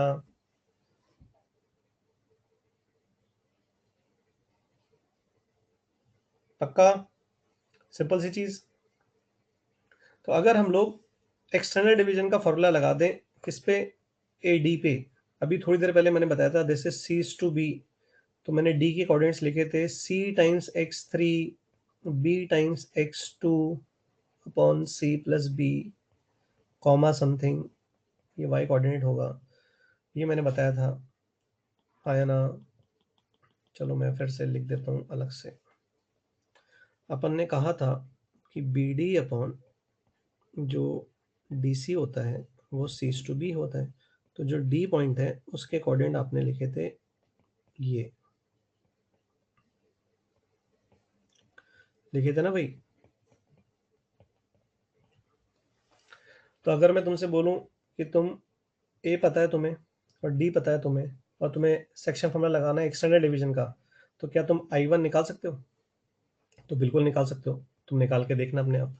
तो यहाँ पर क्या होता है, जो अपना I का जो फॉर्मूला है उसी में अपन I1 निकाल रहे हैं। तो I1 किसके अपोजिट है? देखो बेटा, A के अपोजिट है। तो अपन लोग क्या करते हैं कि ये जो A है इसको याद रखने के लिए जब सॉल्व करते हैं तो यहाँ पे एक माइनस साइन आता है A के आगे, जब अपन I1 की बात करते हैं। तो हम लोग ऐसे याद रखते हैं कि I1 किसके अपोजिट है? A वर्टेक्स के। तो A वर्टेक्स के सामने साइड कौन सी थी? Small a। तो आप क्या करो, याद रखने के लिए A के आगे क्या लगा दो? माइनस साइन लगा दो। इसी तरह से अगर आप I2 की बात कर रहे हो तो I2 किसके अपोजिट है? B के। तो मैंने B साइड को आप किससे रिप्लेस कर दो? यहाँ पर माइनस से, ऊपर और नीचे किससे? माइनस से। बात समझ में आई क्या? तो ये अपने का शॉर्टकट है I1 I2 I3 के कोऑर्डिनेट्स को याद करने का। अगर आपको I के कोऑर्डिनेट्स याद है तो आप लोग I1 I2 I3 को निकाल रहे हो, तो I1 निकाल रहे हो तो वो A के अपोजिट है, तो सिंपली A को माइनस A से रिप्लेस करना है। यहाँ B के अपोजिट है I2, तो आप स्मॉल b को माइनस B से रिप्लेस कर दोगे। बात समझ में आ रही है? और वो कहाँ से आ रहा है वो अगर देखना है तो मेरे हिसाब से बात समझ में आ चुकी होगी। ये अपने पास A कोऑर्डिनेट है x1 y1, ये D है और ये अपना I1 है। और ये जो रेशो है सेक्शन फॉर्मूले का अगर यहाँ अप्लाई कर दिया जाए तो I1 के कोऑर्डिनेट्स आ जाएंगे, हाँ या ना? तो I1 क्या आएगा? शॉर्टकट है याद करने का, मैंने जैसे बताया, जो अपने I के कोऑर्डिनेट्स हैं उसमें सिर्फ एक पैरामीटर को न्यूमरेटर और डिनोमिनेटर में किससे रिप्लेस करना है? माइनस से। I2 लिखना है तो I2 किसके अपोजिट है? B के। तो वहां पे माइनस लगा देंगे, ऊपर और नीचे। बात कुछ पल्ले पड़ी क्या? I1 I2 I3 तीनों लिख देंगे। तीसरा भी लिखूं? तो तीसरा अपना I3 लिख देते हैं। तो I3 will be AX1 BX2 minus CX3 upon A plus B minus C, and similarly coordinate भी लिख लेंगे अपन लोग। समझ में आया क्या?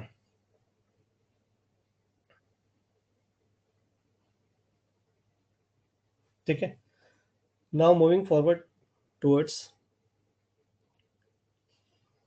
Ortho centre. Next point is ortho centre. Ortho centre को आप H से भी डिनोट कर देते हो, O से भी डिनोट कर देते हो। तो H से कर रहा हूँ मैं, O क्योंकि जनरली आप ओरिजिन के लिए मैक्सिमम सवालों में लेते हो, तो मैं H लिख रहा हूँ यहाँ पे। तो यहाँ पर अपन लोग ऑर्थो सेंटर निकालना चाहते हैं। तो ऑर्थो सेंटर क्या होता है? आई थिंक पता होगा। व्हाट इज ऑर्थो सेंटर, है ना?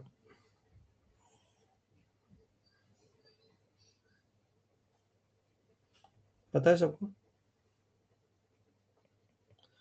Ortho centre. कुछ बच्चों को ऑर्थो सेंटर और सरकम सेंटर में कंफ्यूजन रहता है, ऐसा मैंने देखा है, पता नहीं क्यों रहता है। लेकिन अगर डेफिनेशन याद हो, अंडरस्टैंडिंग क्लियर हो, तो ऐसा कुछ नहीं है।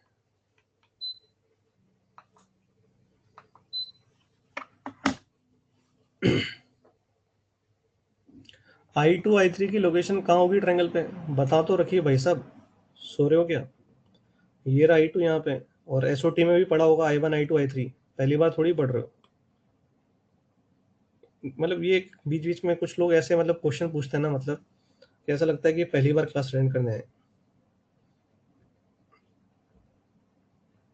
ठीक है, तो पहली बात तो डेफिनेशन, ऑल्टीट्यूड्स का जो पॉइंट ऑफ कंकरेंसी होता है ना, उससे अपन कहते हैं ortho centre.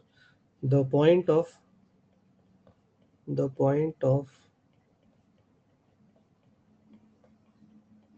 concurrency of the altitudes of a triangle is orthocenter। ठीक है, तो आप जब ऑल्टीट्यूड बोलते हो ना, तो ऑल्टीट्यूड हमेशा वर्टेक्स से ड्रॉप किया जाता है, ठीक है ना। तो अगर अपन अंदर कोई भी पॉइंट ले लें और इससे परपेंडिकुलर डालें, तो ये ऑल्टीट्यूड नहीं होता। समझ में आई बात? क्योंकि आप ट्रायंगल के अंदर तो इनफाइनाइट पॉइंट्स ले सकते हो, और अगर हर जगह से आप परपेंडिकुलर डालोगे, तो ये सब थोड़ी ऑल्टीट्यूड कहलाएंगे। तो ऑल्टीट्यूड्स आर ऑलवेज होना ड्रॉन फ्रॉम द वर्टाइसेस। ये बात क्लियर है क्या? तो यहाँ से मैं ए से परपेंडिकुलर डालूंगा, इसी तरह से मैं बी से डालूंगा, और ये जो अपना पॉइंट आया, this is H ortho centre. और देखो यहाँ पर मैं ज़्यादा टाइम ना वेस्ट करते हुए सीधे मैं इसका रिजल्ट लिखूंगा, क्योंकि आई थिंक यहाँ पे अपन लोग ये एंगल को देख रहे हैं, बी एंगल है, तो इसको हम लोग सी टाइम्स कॉस बी बोल सकते हैं। ये एंगल अपना सी है, तो इस लेंथ को अगर मैं डी पॉइंट बोलूँ, तो ये बी टाइम्स कॉस सी हो जाएगा, तो डी के कोऑर्डिनेट्स आ जाएंगे। एंड सिमिलरली आप एच का रेशियो निकालते हो तो भी अपने को दिख जाएगा। तो एच जो है अपना, डायरेक्टली लिख रहा हूँ मैं, this will come out to be A times tan A, या ऐसे बोले इसको, ये समझ में आया? ये सी कॉस बी और ये बी कॉस सी कैसे लिखा लेंथ को, या इसमें किसी को दिक्कत है तो बताओ।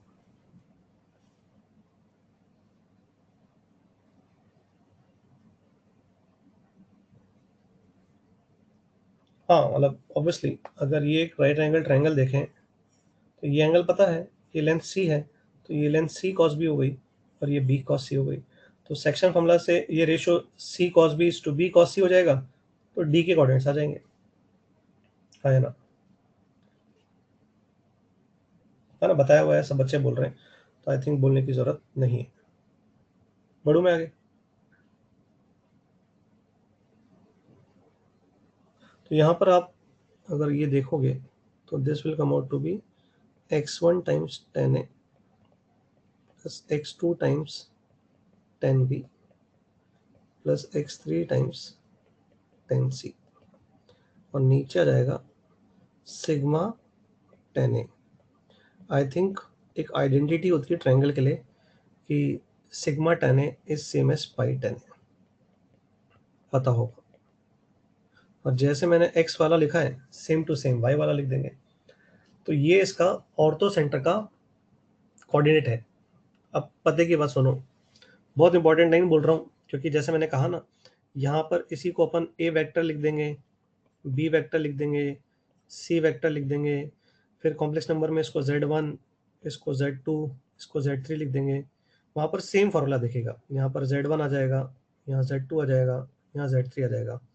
तो बताते ज़रूर हैं, है ना, हम लोग ये पढ़ाते वक्त, बट पते की बात ये है कि ये फॉर्मूला यू विल सी कि आप हार्डली यूज में लोगे, हार्डली यूज में लोगे।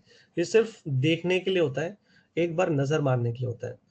ऑर्थो सेंटर निकालने के लिए हम लोग आगे देखेंगे, देर आर गुड मेथड्स जो इससे काफ़ी अच्छे हैं, तो हम लोग ये यूज़ ही नहीं करने वाले। अब कोई बच्चा बोलेगा सर जब यूज़ ही नहीं कर रहे तो फिर सर लिखाई क्यों रहे हो सर? तो उसका पर्पस बता देता हूँ कि मान लो मैं परेशान करना चाहता हूँ किसी को, और मैं बच्चे को टेन ए टेन बी टेन सी निकलवाऊँ, और मैं बोलूँ कि चलो ये तुम्हें पता दे दिया और x1 x2 x3 दे दिया, तो ठीक है भाई, अगर तुम मुझे सभी दे दोगे 10A 10B 10C सब दे दोगे और x1 x2 x3 भी दे दोगे, तो ठीक है, फिर मैं ये फॉर्मूला लगाऊंगा और ऑर्थो सेंटर निकाल दूंगा, अगर आप मुझे सब कुछ दे दोगे तो। बट जनरली ऐसा देखो होता नहीं है एग्जाम्स में, ये सिर्फ देखने के लिए ही काम आता है। और अगर मान लो अपन बाई चांस कोई ऐसा एग्जामिनर हो कि इस पे क्वेश्चन बनाए और ये अपने को डेटा दे दे, बस अपने को पता होना चाहिए कि ये भी एक फॉर्मूला है जिससे ऑर्थो सेंटर निकाला जा सकता है। Is this thing clear? क्योंकि मैं ऑर्थो सेंटर और अगला जो सर्कम सेंटर का फॉर्मूला है कोऑर्डिनेट्स निकालने वाला, मैं उसको कहीं पर भी जनरली यूज में नहीं लूंगा। उसके दूसरे मेथड्स मैं सिखाऊंगा आगे, जब अपन ट्राइंगल में अपने को ऑर्थो सेंटर निकालना है और सर्कम सेंटर निकालना है, तो वो अपन आगे देखेंगे उनके अच्छे मेथड्स कौन से हैं। ये सिर्फ देखने के लिए लिखाए जा रहे हैं। क्या ये बात समझ में आई? 1 और 2?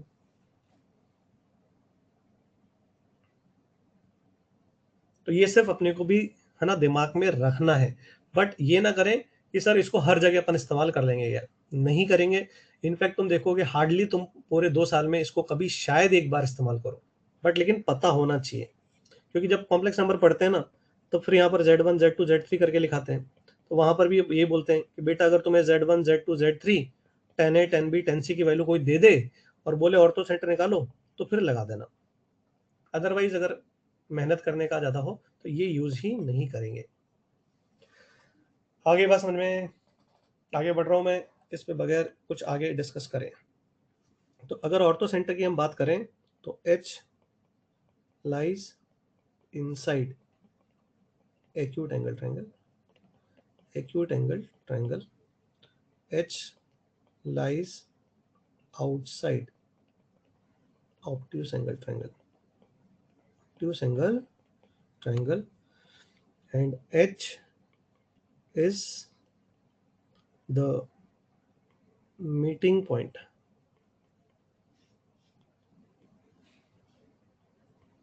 meeting point of perpendiculars in right angle triangle, right angle triangle। मतलब अगर ट्रायंगल में राइट एंगल बनाता हूं तो जहां पे 90 डिग्री बनता है ये अपना पॉइंट ऑर्थो सेंटर हो जाएगा। This is ortho centre. ठीक। सागर रत्ना चौधरी ने कहा है कि मिड पॉइंट ऑफ हाइपोटेनस होता है। जी नहीं, ऑर्थो सेंटर जो है वो मिड पॉइंट ऑफ हाइपोटेनस नहीं होता। मिड पॉइंट ऑफ हाइपोटेनस जो होता है वो आपका सर्कम सेंटर होता है। ठीक है, आगे बढ़ा जाए। तो next we are coming to circumcentre. अब यहीं से जो बच्चे कंफ्यूज होते हैं ना, उनका कंफ्यूजन यही रहता है कि सर्कम सेंटर जो है वो भी परपेंडिकुलर से बनता है और वो ऑर्थो सेंटर भी वो परपेंडिकुलर से पड़े आते हैं, बट डेफिनेशन में देयर इज अ डिफरेंस। ये क्या है? The point of concurrency of the perpendicular bisectors of sides of triangle। अब यहाँ पे थोड़ा सा अंतर आ गया, perpendicular bisectors of the sides. अब ये जरूरी नहीं है कि जब आप ट्रायंगल बनाओ, जैसे ही मैंने ट्रायंगल बना दिया, तो जो परपेंडिकुलर बाइसेक्टर आए वो हमेशा आप वर्टेक्स से पास होता हुआ ही बनाओ, ये ऐसा जरूरी नहीं होता है।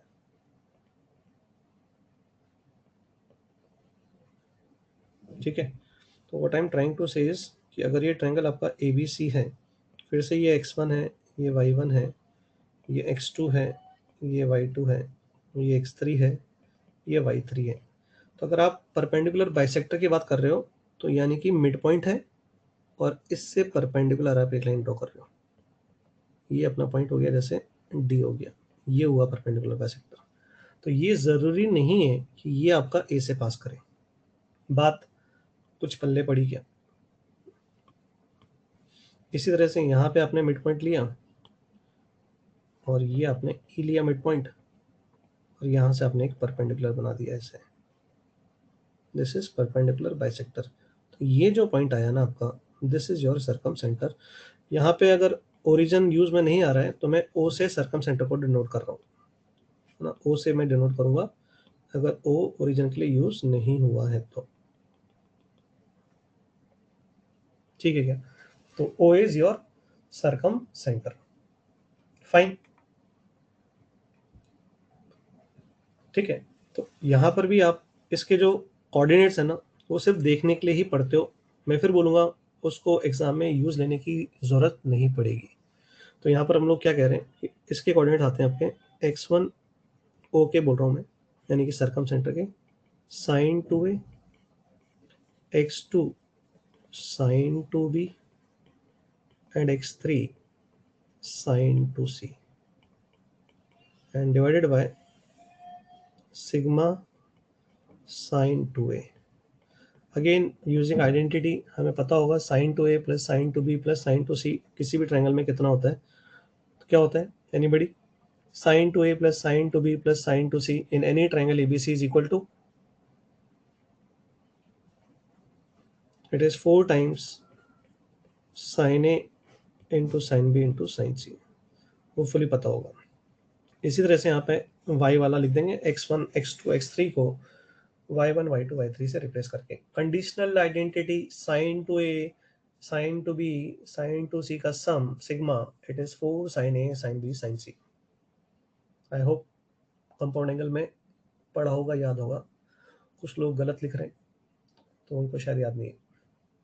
अगेन देखो, मैं बोलूँगा ये फॉर्मूला सिर्फ देखने के लिए याद रखो। कैसे याद रखो? भाई साहब अपने को sign two A sine two B और साइन टू सी दे दे, x1 x2 x3 अपन को दिख रहा है, तो फिर अपन ये लगा के सर्कम सेंटर निकालेंगे, अदरवाइज ये काम ही नहीं आएगा। आगे बात समझ में? It will not be useful. ठीक है, again circum centre lies inside acute angle triangle, circumcenter lies outside obtuse angle triangle, and circumcenter is midpoint of hypotenuse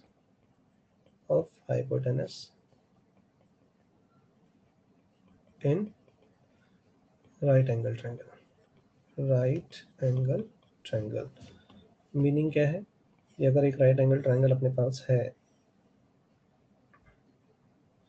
तो ये अपना हो गया ए बी एंड सी, तो इसका जो मिड पॉइंट है ना ये आपका क्या हो जाएगा? Circum centre. ठीक है, तो this is circum centre.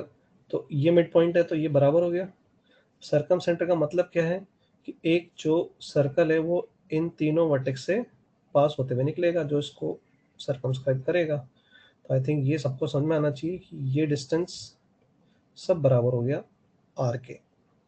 Circum radius पड़ा होगा एसओटी के अंदर, तो capital R is circumradius. तो O is equidistant from A B and C. Fine. ठीक है, नाउ मूविंग फॉरवर्ड अपने को कुछ मेन बातें मैं यहाँ लिखा देता हूँ जो अपने को याद होनी चाहिए।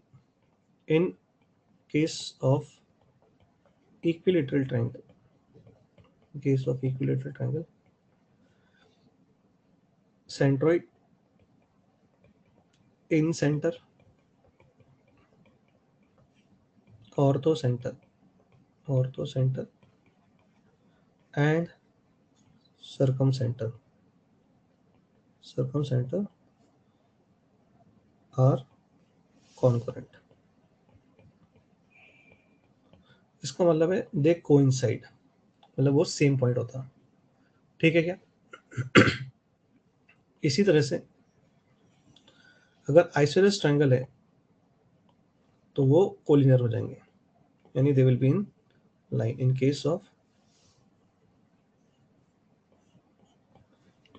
Case of isosceles triangle they are collinear, यानी कि they will come in a straight line. ठीक है,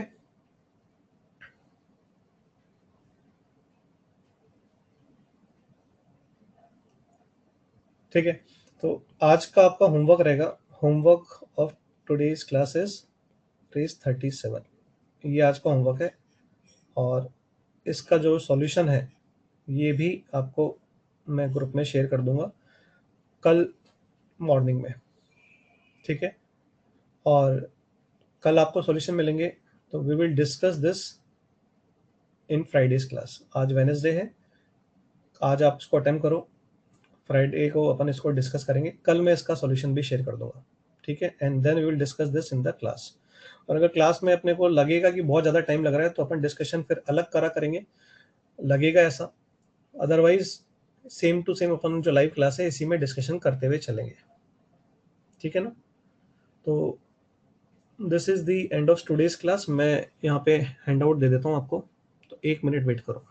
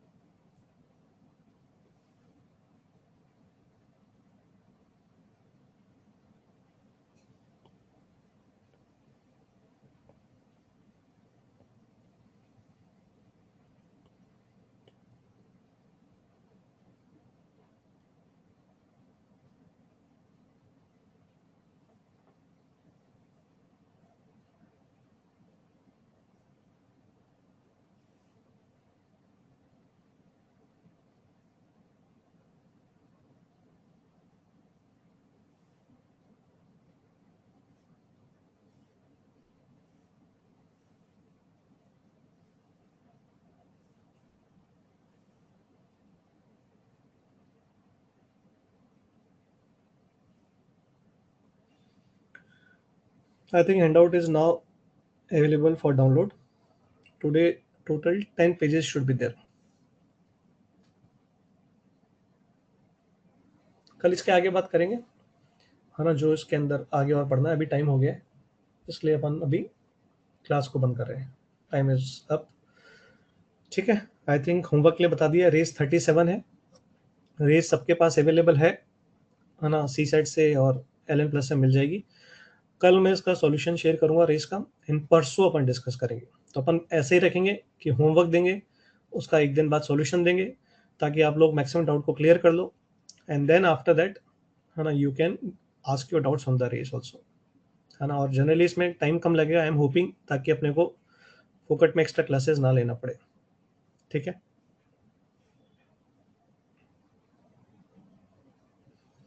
बिल्कुल एनसीईआरटी करनी चाहिए। इसमें क्या है, एनसीईआरटी करने में कुछ है ही नहीं, बहुत ईजी है। जितना मैं पढ़ाते जा रहा हूँ you can follow that from NCERT.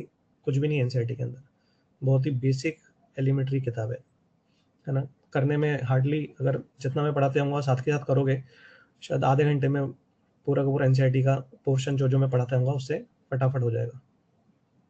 ठीक है, तो आज के लिए इतना ही। अभी अपन लोग बहुत बेसिक पढ़ रहे हैं, क्योंकि अपन जब तक थोड़ा पढ़ेंगे नहीं अच्छे से आगे पूरा थ्योरी को, तब तक अपन एग्जाम्पल्स पे ज़्यादा नहीं आ पाएंगे। तो ग्रेजुअली विद 1 और 2 क्लासेस मोर हम लोग फिर इलस्ट्रेशंस और क्वेश्चंस पे आ जाएंगे। ये बेसिक थ्योरी बताना ज़रूरी है, इसका यूज़ तुम्हें आगे नज़र आएगा। ठीक है, बाय बाय एवरीवन।